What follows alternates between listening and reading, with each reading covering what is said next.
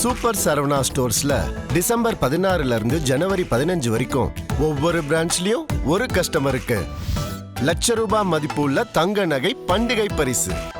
சொந்த வீடு வாங்க ஸ்டெப் ஸ்டோனுக்கு வாங்க. Step stone. அஜிதா அவர்களை எந்த இடத்துலையும் தமிழக வெற்றி கழகம் நிராகரிக்கலை. நீங்கள் அதை நல்லா புரிஞ்சுக்கணும். அதே போல் அவங்களுக்கு தான் மாவட்ட செயலாளர் கொடுக்கணுன்ற எந்த இதுவுமே இல்லையே. தலைமை கழகம் என்ன முடிவெடுக்குதோ அதை பொறுத்து தான் பொறுப்புகளும். பொறுப்பை எனக்கு தான் தரணுன்றதை நான் எந்த ஆர்டர் போட முடியும்? அதாவது ஒரு இடத்துல ஒரு உரையில் 2 வாழை சொருவ முடியாது. அதை நீங்கள் புரிஞ்சுக்கணும். அதானே பயலா? அதை நீங்கள் ஒத்துக்கிறீங்கல்ல, வரவேற்கிறீங்கல்ல. அப்படின்றப்போ எனக்கு தரலைன்ற ஆதங்கத்தை சொல்லலாம். அதில் 1% கூட தப்பே சொல்ல முடியாது. இவங்களுக்கு ஏன் கொடுத்தீங்கன்ற கேள்வியை உங்களால் எழுப்ப முடியாது. இதையும் தாண்டி சிறுபான்மையினர் மக்களோட நம்பிக்கையை விஜய் சம்பாதிச்சிருக்காரு. நிச்சயமா அன்னைக்கு பார்க்கலையா 4 பாயிண்ட்ஸில் நம்ம ஒரு ஆதரவு அதில் பேசினவரை ஃபாதர் யாரை ஏற்றுக்க மாட்டீங்களா? அவங்க மனம் மறுக்குதா? சிறுபான்மை மக்கள் தொடர்ச்சியாக வஞ்சிக்கப்பட்டுக்கிட்டு தான் இருக்கிறாங்க. பெண்கள் வஞ்சிக்கப்பட்டுக்கிட்டு தான் இருக்கிறாங்க. பகுதி நேர ஆசிரியர்கள் வஞ்சிக்கப்பட்டுக்கிட்டு தான் இருக்கிறாங்க. ஜாக்டோ ஜியோ அமைப்பு தொடர்ச்சியாக போராட்ட காலத்தில் தான் இருக்கிறது. செவிலியர்கள் போராட்டத்தில் தான் இருக்கிறாங்க. உங்களுடைய ஆட்சியில் யார் இதுக்கு பின்னாடி எல்லாம் கம்யூனிஸ்ட் இருக்குது. கம்யூனிஸ்ட் உங்களுடைய கூட்டணியில் இருக்குது. அப்போ ரெட்டை வேடம் போடுது கம்யூனிஸ்ட்னு எடுத்துக்கலாமா?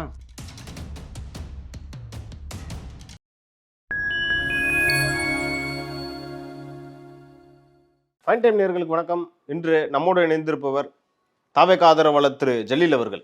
வணக்கம். வாழ்த்துக்கள். தாவேக்கால பரபரப்பாக ஒரு விஷயம் பேசிக்கிட்டு இருக்காங்க. என்னன்னா, தூத்துக்குடியில் ரொம்ப தீவிரமாக வேலை செஞ்ச அஜிதா அவர்களுக்கு பதவி கொடுக்கல, மாவட்ட செயலாளர் பதவி கொடுக்கல. இதெல்லாம் ஒரு கட்சியாக பாருங்க, ஒரு வேலை செஞ்சவங்களுக்கு பதவி கொடுக்க மாட்டாங்க அப்படின்ற மாதிரி ஒரு விமர்சனம் வந்திருக்கேன். அஜிதாவுக்கு பதவி கொடுக்கலன்றதுக்காக இதெல்லாம் ஒரு கட்சியான்றத தீர்மானத்துக்கு போகக்கூடியது யார்? அது எதிர்கட்சிகளும் இன்னைக்கு ஆளக்கூடிய திமுகவும் அவங்களுக்கு ஒரு காரணம் தேவைன்றதுக்காக பேசும் பொருளாக அதை கொண்டு வராங்க. அஜிதா அவர்களை எந்த இடத்துலையும் தமிழக வெற்றி கழகம் நிராகரிக்கலை. நீங்கள் அதை நல்லா புரிஞ்சுக்கணும்.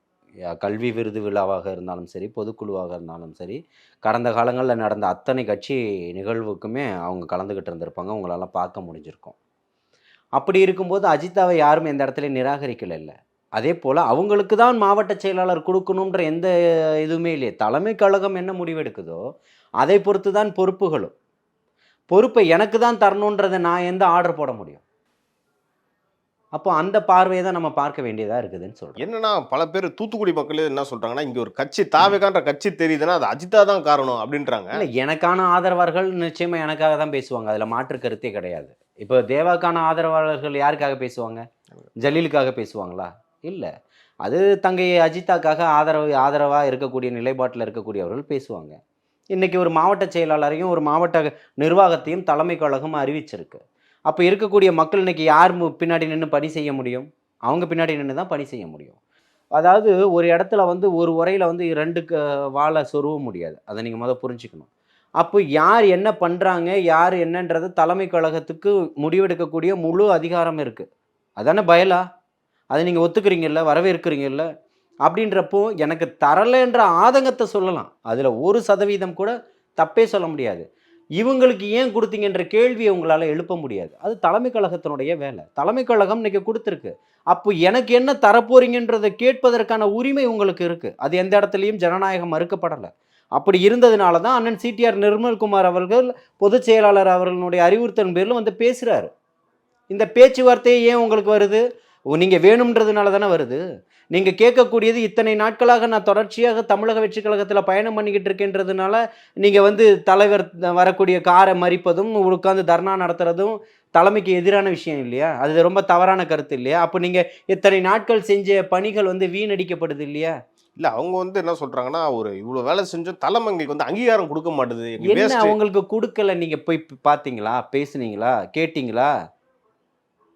இன்றைக்கி 2 வருஷம் கழித்து சாமுவேல் ராஜ் மாவட்ட செயலாளராக கொடுக்குது இல்லை தலைமை. அப்போ உங்களுக்குமா ஒரு பொறுப்பை கொடுக்க முடியல நிச்சயமா? நீங்கள் ஆரம்ப காலகட்டத்தில் ஒட்டுமொத்தமான தூத்துக்குடி மாவட்டமும் எனக்கு தான் வேணும், 6 மாவட்டத்தையும் சேர்த்து தான் நான் மாவட்ட செயலாளராக இருப்பேன்னு பேசுகிறது இது தன்னிச்சை அதிகாரம் இல்லையா? அப்போ உங்களுக்கான ஒரு பொறுப்பை இந்த ஏரியாவை நீங்கள் பாருங்கன்னு சொல்லும்போது முடியாது, நான் எல்லா இடத்துலையும் பார்ப்பேன்றது தலைமையை மீறின ஒரு விஷயம் இல்லையா? நீங்கள் சிலரை தலைமை கழகத்தில் இருக்கக்கூடியவர்களையும் பொதுச் செயலாளர் அவர்களையும் தலைவரையுமே விமர்சனம் பண்ணி வீடியோலாம் போட்டிருக்கீங்கல்ல. கட்சிக்கு எதிரான ஒரு கருத்துக்களையும் ஊடகத்தில் பதிவு செய்கிறீங்கல்ல, அதெல்லாம் தவறான விஷயம் இல்லையா? அப்போ உங்கள் மேலே கட்சி வந்து ஒரு அதிருப்தியில் இருக்குது. தூத்துக்குடியில் பார்த்தீங்கன்னா திமுக ரொம்ப ஸ்ட்ராங்காக இருக்காங்க. அவங்களுக்கு ஈடு கொடுத்து வேலை செய்யக்கூடிய ஆள் யாருன்னா அஜித்தான்னு சொல்கிறாங்க.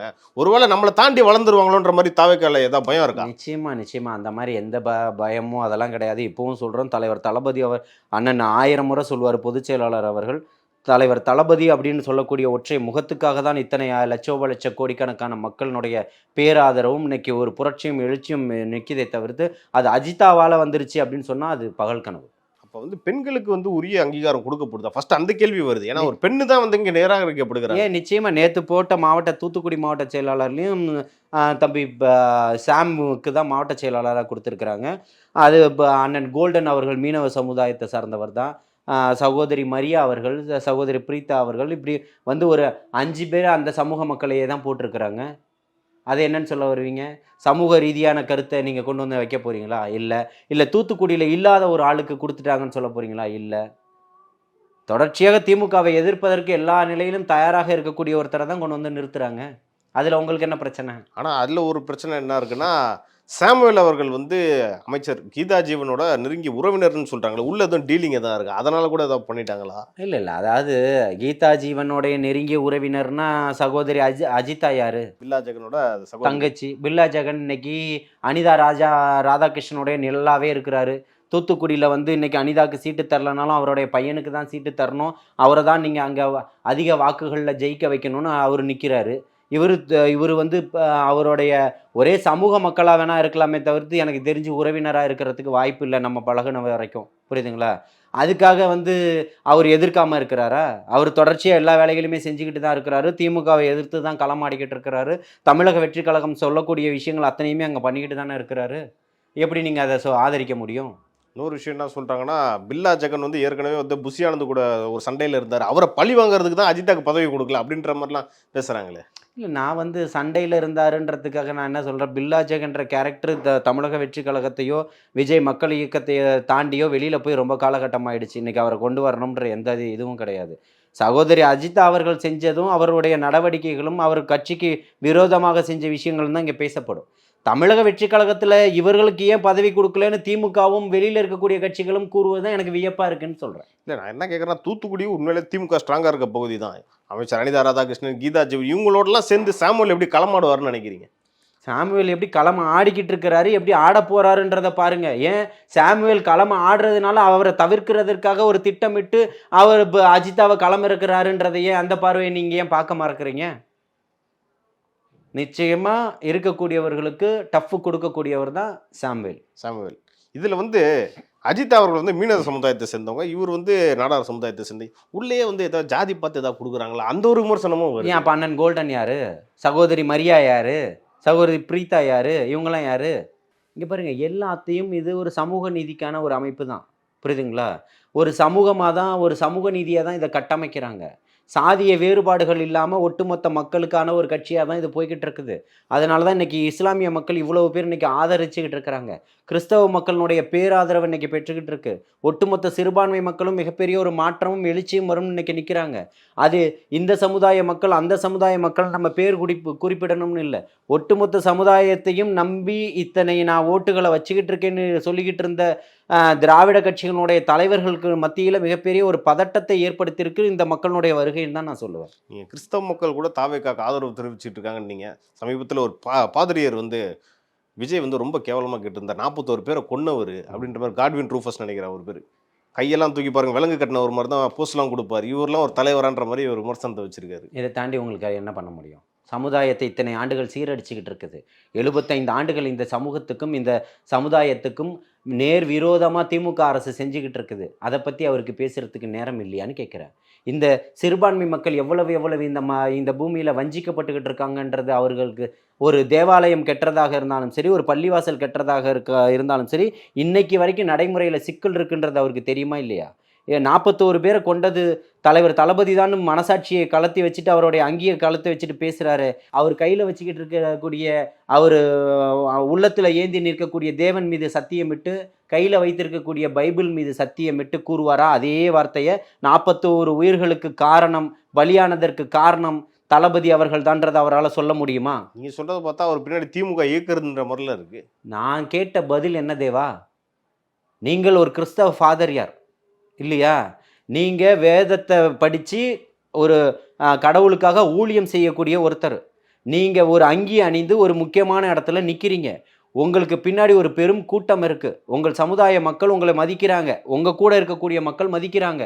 ஆனால் உங்கள் திருச்சபை சார்ந்து உங்களோட இடத்துல நீங்கள் நின்று பேசுகிறீங்க, நீங்கள் அங்கி அணிஞ்சு நிற்கிறீங்க, நீங்கள் தேவனை ஏற்றுக்கிட்டு இருக்கீங்க, பைபிளை கையில் வச்சுருக்கீங்க, அதை உங்கள் நெஞ்சோடு அணைச்சிக்கிட்டு இன்னொரு கையில் சத்தியம் பண்ணுறதுக்கு தயாரா?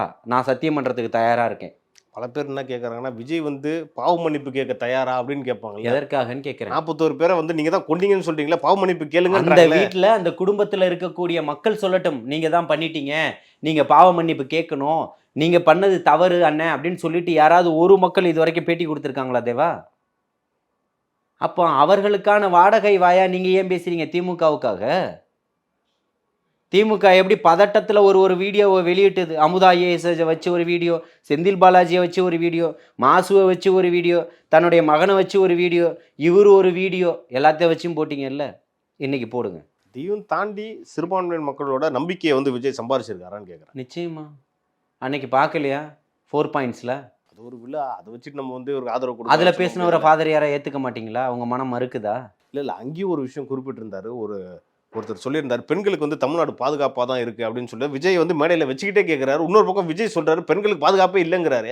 அதான் அவர் ஆற்காடு நபான் வாரிசு பேசுகிறாரு, பேரம் பேசுகிறாரு, அதில் மாற்று கருத்தே இல்லை. அவருடைய பார்வையை அவர் பதிவு பண்ணியிருக்கிறாரு. நான் என்ன இப்பவும் சொன்னேன், பல கோடி பேர் இங்கே இருக்கிறாங்க, பல கோடி பேருக்கும் பாதிப்புன்றது எந்த இடத்துலையும் தமிழக வெற்றி கழகம் சொல்லலை, புரியுதுங்களா? பாதிப்பு நடக்கக்கூடிய பெண்களுக்கு தொடர்ச்சியாக பாதிப்பு இருக்கா இல்லையா அதை பேசுங்க. நீங்கள் மற்ற மாநிலத்தை கம்பேர் பண்ணி பேசாதீங்க. இங்கே என் தங்கச்சிக்கு நடந்திருக்குன்றதை நான் பேசுகிறேன். நீங்கள் என்ன பேசுகிறீங்கன்னா மற்ற மாநிலங்களை ஒப்பிட்டு அவர் பேசுகிறாரு, அதை நான் மறுக்கலை. மற்ற மாநிலங்களை விட இது முற்போக்காக இருக்குது, ஏற்றுக்கிறேன். ஆனால் முற்போக்கான மாநிலங்களில் ஏன் இப்படி நடந்துக்கிட்டு இருக்கு? இப்போ அங்கே பக்கத்து மாநிலங்களில் 100 பேருக்கு பாலியல் வன்புணர்வு நடந்துருச்சு, இங்கே 10 பேருக்கு நடந்திருக்கு, அதனால இதை ஏற்றுக்கங்கன்னு சொல்ல வரீங்களா? நீங்கள் என்ன சொல்ல வரீங்க? இல்லை, விஜய் தொடர்ந்து குற்றச்சாட்டு வச்சுக்கிட்டே இருக்காரு. உண்மைதான் வைக்கிறாரு, உண்மைதான். சிறுபான்மை மக்களுக்கு மிகப்பெரிய ஒரு கேடு தான். மாற்றம் இருக்கா?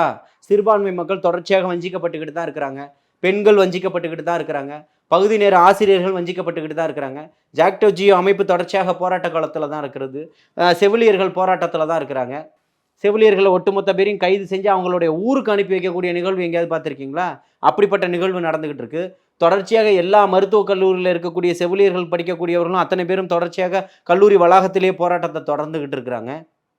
தூய்மை பணியாளர்கள் இன்னைக்கு வரைக்கும் போராட்டத்தை தொடர்ந்துகிட்டு இருக்கிறாங்க. உங்களுடைய ஆட்சியில் யார் இதுக்கு பின்னாடி எல்லாம் கம்யூனிஸ்ட் இருக்குது, கம்யூனிஸ்ட் உங்களுடைய கூட்டணியில் இருக்குது. அப்போ ரெட்டை வேடம் போடுது கம்யூனிஸ்ட்னு எடுத்துக்கலாமா? நீங்கள் இதுக்கு முன்னாடி சொல்லியிருந்தீங்க, கடந்த ஆட்சியில் வந்து அதிமுக ஆட்சியில் பல போராட்டங்கள் நடந்துச்சு, அப்போல்லாம் திமுக வந்து அவங்களுக்கு ஆதரவு தெரிவிச்சதா சொன்னாங்க. ஓகே, செவிலியர்கள் போராட்டம் நடந்துச்சு, ஆதரவு அர்ஜுனா போய் சந்திச்சாரு, பேசினாரு, ஆதரவு கொடுத்தாரு.